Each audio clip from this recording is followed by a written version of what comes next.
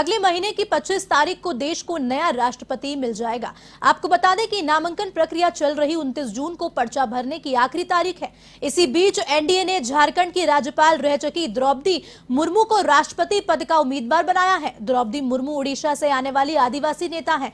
झारखंड की 9वीं राज्यपाल रह चुकी द्रौपदी उड़ीसा के रायगंगपुर से विधायक रह चुकी हैं। आपको बताते चलें कि वे पहली उड़िया नेता हैं जिन्हें राज्यपाल बनाया गया है। इससे पहले बीजेपी बीजेडी गठबंधन सरकार में साल 2002 से 2004 तक वे मंत्री भी रह चुकी हैं। इधर अटल सरकार में कैबिनेट मंत्री रहे यशवंत सिन्हा को विपक्ष का राष्ट्रपति उम्मीदवार बनाया गया है। शरद पवार के घर पर हुई विपक्षी दलों की बैठक में यह फैसला लिया गया। अब उनका मुकाबला एनडीए उम्मीदवार द्रौपदी मुर्मू से होगा।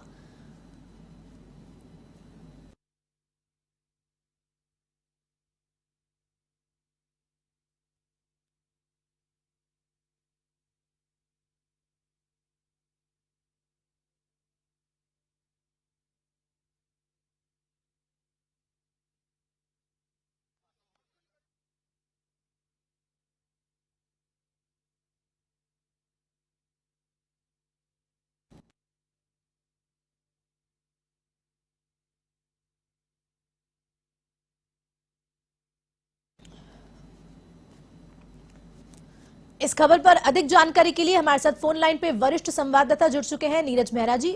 नीरज जी, बताएं कि पहली बार राष्ट्रपति चुनाव को लेकर उम्मीदवार एक आदिवासी को इसका दिया गया है नाम। देखिए, बिल्कुल ये देश के लिए बड़ा ही ऐतिहासिक पल होने वाला है, क्योंकि पहली बार एनडीए ने आदिवासी महिला को जो है राष्ट्रपति पद का उम्मीदवार बनाया है।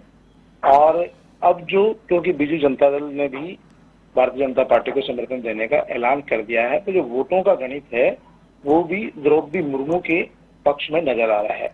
इससे पूर्व, क्योंकि अगर जो सरकार की तरफ से, एनडीए की तरफ से कोई दूसरा कैंडिडेट उतारा जाता तो हो सकता था कहीं कहीं परेशानी का सामना करना पड़ता या कहीं कहीं उनको लड़ाई लड़नी पड़ती। लेकिन अब क्योंकि द्रौपदी मुर्मू उड़ीसा से है, आदिवासी नेता रही है और नवीन पटनायक की सरकार में वो पूर्व मंत्री रह चुकी है, 2 बार विधायक रह चुकी है, उड़ीसा की रहने वाली है। तो ऐसी स्थिति में जो नवीन पटनायक है, उन्होंने रात में ही बात की घोषणा कर दी कि बीजू जनता दल के जो विधायक है वो सब लोग जो है मुर्मू के साथ है। उड़ीसा के तमाम जो लोग हैं जनता दल के, वो तमाम लोग जो है मुर्मू का समर्थन करेंगे। तो जो जनता दल के जो नेता है नवीन पटनायक, उनकी घोषणा के बाद ही ये साफ हो गया कि जो द्रौपदी मुर्मू है वो राष्ट्रपति चुनाव जीत सकती है। वहीं दूसरी ओर जो है विपक्षी दलों ने पूर्व मंत्री यशवंत सिन्हा को चुनाव मैदान में उतारा है। तो उनकी मंशा है कि विपक्ष के साथ साथ में उनको लग रहा था कि जो भारतीय जनता पार्टी के कहीं कुछ नाराज लोग होंगे, उनका समर्थन यशवंत सिन्हा को मिल सकता है, क्योंकि यशवंत सिन्हा भी अटल बिहारी वाजपेयी सरकार में केंद्रीय मंत्री रहे हैं, विदेश मंत्री रहे हैं, वित्त मंत्री रहे हैं। तो उम्मीद की जा रही थी कि यशवंत सिन्हा कुछ अपने दम पर, कुछ अपने बल पर कुछ विधायकों का समर्थन जुटा सकते हैं। तो इसी उम्मीद में, क्योंकि शरद पवार और फारूक अब्दुल्ला सहित कई लोगों ने विपक्ष की पहल को नकार दिया था। ममता बनर्जी ने कोशिश की थी कि एक सार्वजनिक रूप से किसी चेहरे पर मोहर लग जाए, लेकिन जब किसी ने हाँ नहीं करी तो यशवंत सिन्हा पर दाव खेला गया और यशवंत सिन्हा का नाम कल सामने आया है। दोनों, द्रौपदी मुर्मू और यशवंत सिन्हा के बीच ही मुख्य मुकाबला होना है। लेकिन जो वोटों का गणित जो सामने आ रहा है, जो वैल्यू सामने आ रही है, उसके देखते हुए साफ कहा जा सकता है कि देश की जो पहली महिला राष्ट्रपति आदिवासी समाज से बनने जा रही है द्रौपदी मुर्मू। और ये, क्योंकि अब से पूर्व किसी भी आदिवासी समाज के पुरुष को भी किसी भी सरकार ने राष्ट्रपति पद का उम्मीदवार नहीं बनाया है। पहली बार एनडीए ने एक महिला आदिवासी को राष्ट्रपति पद के उम्मीदवार बनाया है। तो जो आदिवासी समाज के लोग हैं, क्योंकि झारखंड में भी जो आदिवासी समाज बहुसंख्या में है, तो वहां के विधायकों का भी समर्थन इनको मिलने की उम्मीद की जा रही है। तो ऐसा माना जा सकता है कि बहुत से लोग आदिवासी के नाम पर भी द्रौपदी मुर्मू के समर्थन में आ सकते हैं। तो जो आंकड़ा अभी जो लगा के चल रही है भारतीय जनता पार्टी या एनडीए, उससे भी ज्यादा संख्या में द्रौपदी मुर्मू को वोट मिल सकते हैं।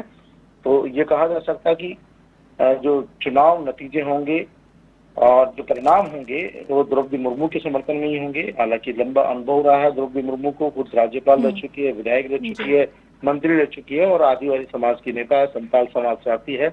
तो ये बहुत ही सुखद बात होगी कि प्रतिभा पाटिल के बाद में दूसरी महिला राष्ट्रपति हमारे देश को मिलने वाली है। हर्षिता जी नीरज जी, तमाम प्रतिक्रिया के लिए आपका बहुत बहुत धन्यवाद। तो ये थे हमारे साथ वरिष्ठ संवाददाता जुड़े हुए फोन लाइन पे।